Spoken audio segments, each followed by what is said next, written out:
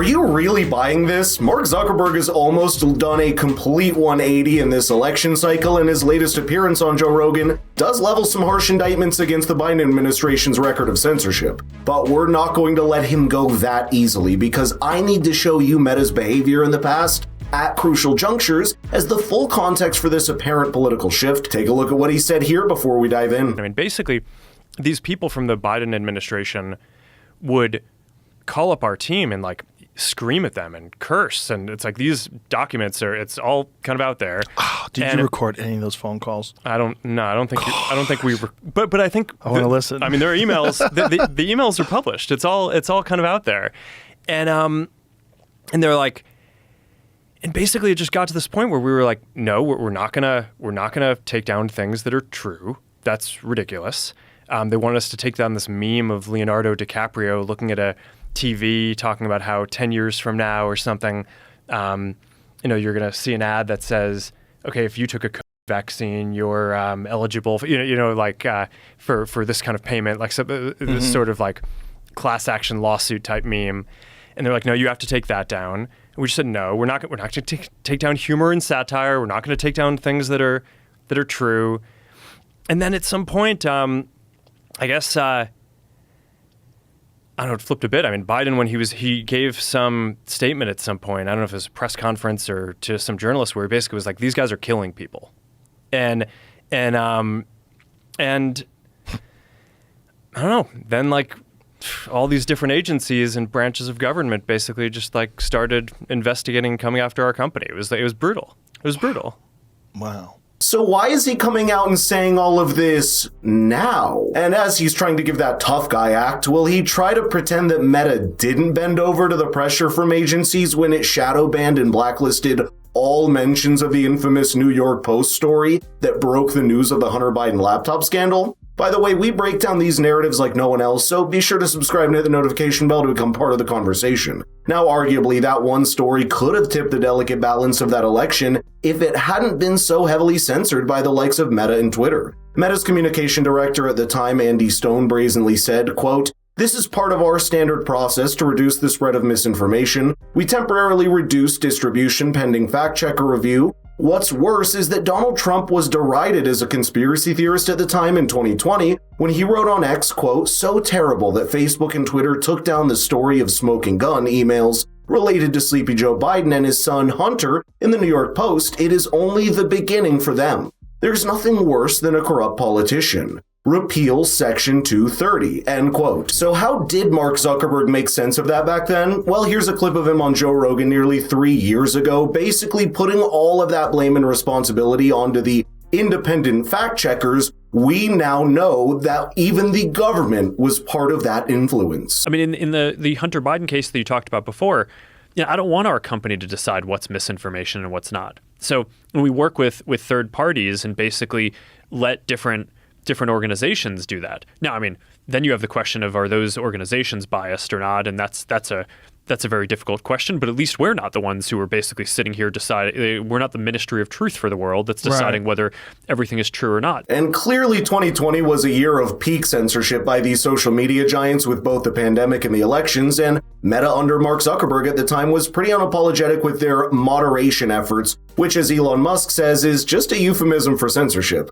The company announced at the time, since the beginning of the pandemic, across our entire platform, we've removed over 3,000 accounts, pages, and groups for repeatedly violating our rules against spreading disease misinformation, and removed more than 20 million pieces of content for breaking these rules. And every single time Meta and Mark Zuckerberg bent their knee to the powers that be, which is exactly why a lot of people are just not trusting this new pro-speech tilt in him after the election as he cozies up to the new president-elect. Seems to have had this effect that's global, not just the US, but like a very broad decrease in trust, at least in that set of incumbents and maybe in sort of these democratic institutions overall. So I think that what you're saying of, how do people get their information now? It's by sharing it online on social media. I think that that's just increasingly true. And my view at this point is like, all right, like we started off focused on free expression. We kind of had this pressure tested over the last period.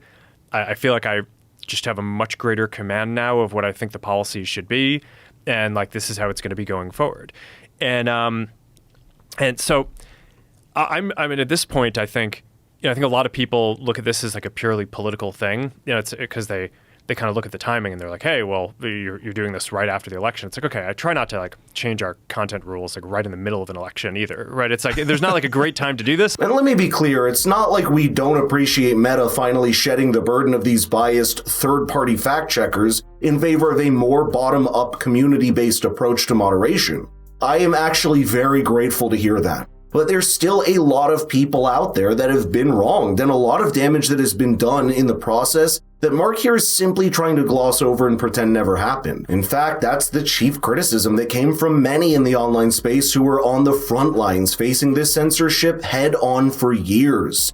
Dave Portnoy wrote, Zuckerberg is such a spineless jellyfish, someone from Biden's team, unnamed, told his team to take stuff down so he rolled over, Trump gets elected, and suddenly he's a new man. Candace Owens wasn't too happy either, saying, quote, what's really annoying about this is that I sued Facebook for censoring my account related to me telling the truth about vaccines, and their lawyers argued that I was not targeted. Now Mark is admitting I was. I lost a ton of money being demonetized at the time. Now, of course, there's a lot of scores in the past that can be settled, but if you look ahead for a moment, I think it's hard to debate this shift in the largest conglomerate of social media is going to last for the next 4 years, even if it's done in selfish business interest. And on that, I'm at least glad that Joe was able to explain to him the outside perspective of how powerful Mark's position is, especially at such a cultural tipping point in the country. This is a crazy overstep, but scared the shit out of a lot of people.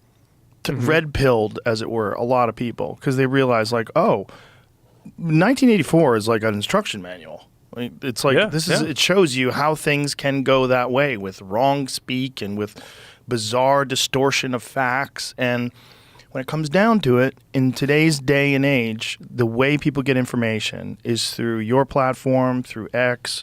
This is how people are getting information. They're getting information from YouTube. They're getting information from a bunch of different sources now. And you can't censor that if it's real legitimate information because it's not ideologically convenient for you. Yeah. So, I mean, that's basically the journey that I've been on, right? Started off very pro free speech, free expression.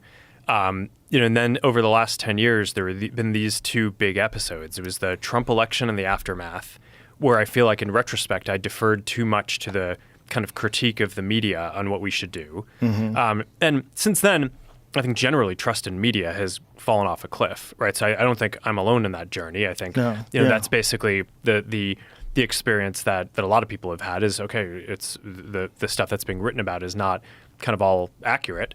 And even if the facts are right, it's kind of written from a slant a lot of the time. Of course. And then there was the government version of it, which is during COVID, which is okay. Like, it's like our government is telling us that we need to censor true things. It's like, this is a disaster. Interesting. As much as I think we've got a visceral reaction to be ecstatic at this, perhaps there's cause to have precaution. If Mark Zuckerberg was really serious about free speech, he wouldn't have kowtowed to the people in power that he's admitting. But if it's a genuine epiphany, all we can do is hope that it lasts longer than 4 years of Trump. Let me know in the comments what you think and share this across your social media to get more voices in the conversation. Right now, it's at least a sign of the changing tides of digital and online media that is immediately tied to politics, as this election has proven.